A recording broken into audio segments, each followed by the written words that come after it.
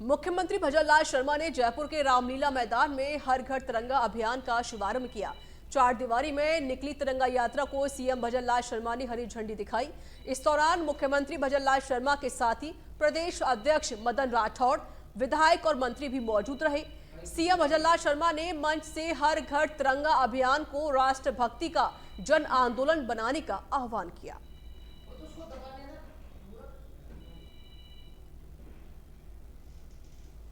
आप देख रहे हैं पूरे देश के अंदर इस तिरंगा यात्रा के माध्यम से आने वाली पीढ़ी को, देश के उन तमाम उन शहीदों को जिनकी वजह से आज हम हैं, हमारा देश एकता अखंडता बनाए रखे हुए है और हमारा देश मजबूत हो, राष्ट्र भावना हमारे युवाओं की और जन जन के मन में राष्ट्र के प्रति भावना हो, इन सारे विषयों को लेकर के हमारी ये तिरंगा यात्रा है। तिरंगा जो हमारे धावक हैं, यूथ है, आज उन्होंने तिरंगा यात्रा उन्होंने भी निकाली थी। यही नहीं, अगर आप मीडिया, सोशल मीडिया पर देखेंगे, हर गांव में यात्रा निकल रही है, हर कस्बे में यात्रा निकल रही है। हर युवा, हर जन इस तिरंगे की शान को लेकर उत्साहित है और सभी घर से निकल पड़े हैं, क्योंकि राष्ट्र प्रथम होता है और राष्ट्र के प्रति सभी लोग जिस तरह से समर्पित हैं, निश्चित रूप से उन्होंने देश के लिए कुर्बानी दी है, उनका सम्मान और प्रत्येक नागरिक में राष्ट्रभक्ति का जज्बा पैदा करने का ये त्यौहार है। ये केवल सरकारी कार्यक्रम बन के नहीं रह जाए, आम जन का ये कार्यक्रम बने तो प्रत्येक नागरिक के मन में इस प्रकार का भाव पैदा हो कि देश की अक्षुण्णता के लिए, देश की अखंडता के लिए हम सबको समर्पित रहना है। ये भाव जागृत करने के लिए अभियान चलाया है, तो प्रत्येक कार्यकर्ता घर घर तक तिरंगा झंडा फहराएगा। उसी निमित्त ये रैली भी की जाए। राष्ट्रभक्ति में हम चाहते हैं कि कांग्रेस में भी राष्ट्रीय चरित्र पैदा होना चाहिए, केवल बीजेपी का ही नहीं। बीजेपी में तो है, लेकिन अन्य सभी लोग, प्रत्येक राजनीतिक दल में भी हर कार्यकर्ता में राष्ट्रभक्ति जागृत हो, राष्ट्रीय चरित्र पैदा हो। मुख्यमंत्री भजनलाल शर्मा का स्वर्णनगरी दौरा। सीएम आज 2 दिवसीय दौरे पर जाएंगे जैसलमेर स्थित सर्किट हाउस में मुख्यमंत्री रात्रि विश्राम करेंगे। कल सुबह मुख्यमंत्री भजनलाल शर्मा करेंगे तिरंगा यात्रा में शिरकत। तिरंगा यात्रा सोनार दुर्ग से fort parking, ring road, Neeraj circle चौराहे से होते हुए जाएगी हनुमान सर्किल। व्यवस्थाओं की जांच और परख के लिए विशेष दस्ता पहुंचा है जैसलमेर। तिरंगा यात्रा के रूट पर सुरक्षा व्यवस्था की जांच की जा रही है। स्पेशल कमांडोज के साथ जिला पुलिस ने संयुक्त तत्वाधान में रूट की सुरक्षा व्यवस्था जांची है।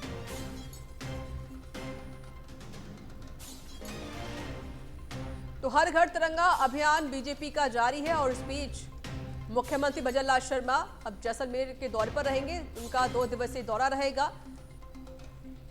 सुरक्षा व्यवस्था के लिहाज से मौके पर पुलिस बल तैनात है। कमांडोज भी देखिए जैसलमेर पहुंच चुके हैं। बारीकी से हर एक चीज की जांच भी की जा रही है। कल तिरंगा यात्रा में शिरकत करेंगे मुख्यमंत्री भजनलाल शर्मा।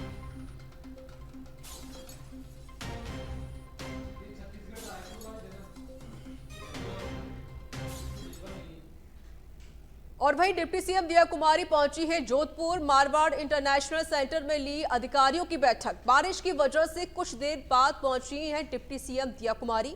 बारिश को लेकर कहा, बारिश अच्छी हुई, सड़कों पर पानी ही पानी है। मारवाड़ इंटरनेशनल सेंटर में अधिकारियों की बैठक ली। सार्वजनिक निर्माण विभाग और महिला बाल विकास विभाग की बैठक की। अधिकारियों की ओर से पेश किए गए प्रेजेंटेशन जिला कलेक्टर सहित प्रशासनिक अधिकारी भी मौजूद रहे। तो डिप्टी सीएम दिया कुमारी मारवाड़ इंटरनेशनल पहुंची, जहां पर उन्होंने अधिकारियों के साथ बैठक की। उन्होंने कहा कि बारिश अच्छी हो रही है, लेकिन जगह जगह पानी भरा हुआ है। अब इसी को लेकर डिप्टी सीएम दिया कुमारी ने अधिकारियों की बैठक ली।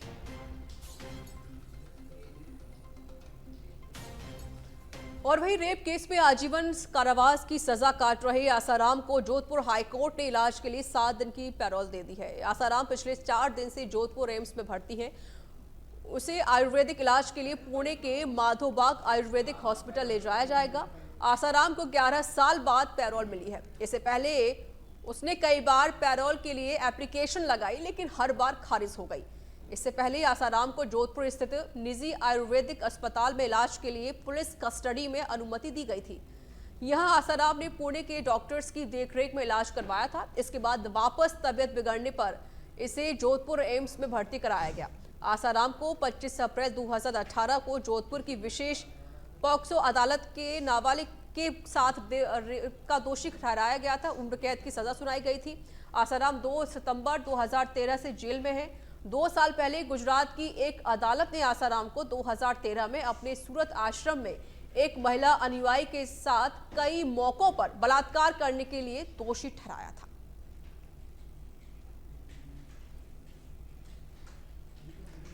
बांग्लादेश में हिंदुओं की हिंसा के विरोध में सर्व हिंदू समाज ने रैली निकालकर प्रदर्शन किया। सर्व हिंदू समाज के आह्वान पर भारी संख्या में लोग कोटा के सीएडी ग्राउंड में इकट्ठे हुए। सर्कल स्थित संभागीय आयुक्त कार्यालय पहुंचे और संभागीय आयुक्त को राष्ट्रपति के नाम ज्ञापन सौंपकर हिंदुओं की रक्षा की मांग की गई है। अखिल भारतीय संत समाज के संभागीय अध्यक्ष दशरथ दास जी महाराज ने कहा, बांग्लादेश में हिंदुओं के खिलाफ हिंसा हो रही है, हत्या और दुष्कर्म जैसी घटनाएं हो रही हैं। यह बहुत बड़ी पीड़ादायक है। मुझे विश्व समुदाय से अपील है कि बांग्लादेश में अल्पसंख्यक हिंदुओं के हितों की रक्षा के लिए कदम उठाएं।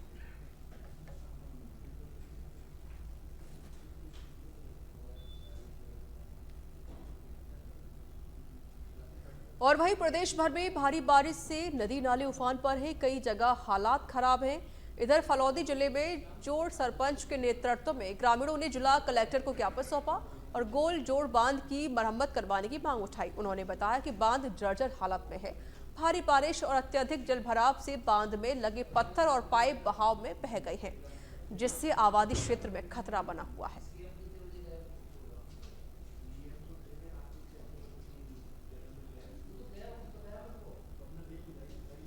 और डीडवाना के नावा सिटी में वार्ड नंबर 2 और 3 के लोगों ने उपखंड अधिकारी विश्वामित्र मीना को ज्ञापन सौंपा। ज्ञापन में जिक्र किया गया कि नमक रिफाइनरियों से उड़ने वाले डस्ट से हमारी खेती बंजर हो चुकी है। साथ ही नमक की डस्ट से सिलोकिस और दमा रोग आसपास के क्षेत्र में बहुत अधिक खतरा बन रहा है।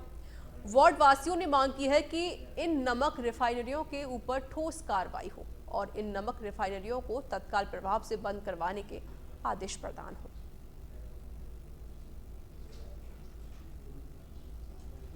वहीं हिंडोर सिटी से दौरे पर रहे किरोड़ी लाल मीणा ने बाढ़ प्रभावित इलाकों का जायजा लिया। इस दौरान किरोड़ी लाल मीणा ने ग्रामीणों से मुलाकात की, साथ ही जल्द ही राहत दिलाने का आश्वासन भी दिया। इसके साथ ही किरोड़ी लाल मीणा ने 22 करोड़ रुपए जल्द स्वीकृत करने का आश्वासन भी दिया। पिछले 4 दिनों से हिंडोर में बारिश के कारण हुए जलभराव से बाढ़ के हालात बने हुए हैं। हिंडोर की सैकड़ों दुकान और मकान कई फीट पानी में डूबी हुई है। हालात ये हैं कि लोगों को खाने पीने की समस्या से भी जूझना पड़ रहा है।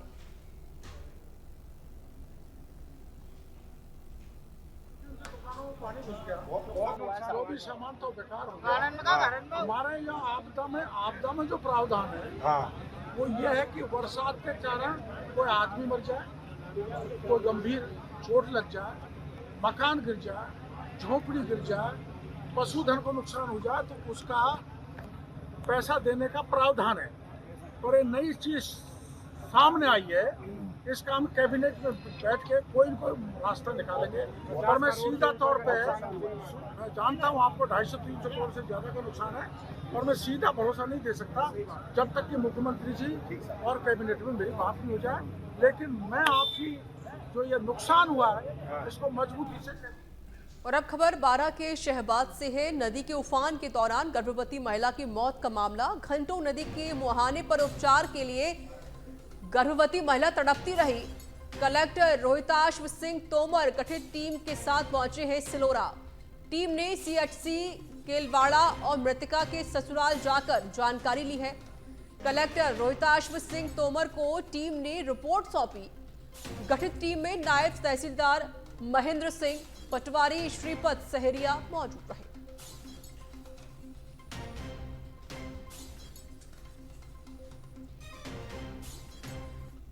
पीसांगन में सनातन धर्म परिषद के बैनर तले हजारों लोगों ने बांग्लादेश में हिंदुओं पर हो रहे अत्याचार के खिलाफ जन आक्रोश रैली निकालकर विरोध प्रदर्शन किया।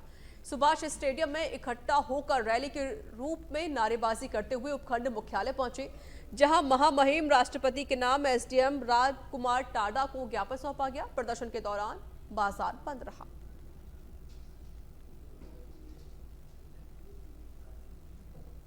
चूरू में जिला स्तरीय डीएमएफटी कमेटी की बैठक का आयोजन किया गया। दरअसल कमजोर नेतृत्व की वजह से इसका खामियाजा तारानगर और सादुलपुर क्षेत्र के लोगों को उठाना पड़ा है। दोनों ही विधानसभा के विधायक मीटिंग में नाराज रहे। कमेटी में प्रत्येक विधानसभा में कम से कम 70 लाख रुपए का बजट दिया गया, लेकिन कमजोर नेतृत्व की वजह से तारानगर और सादुलपुर में मात्र 40 लाख रुपए ही दिए गए।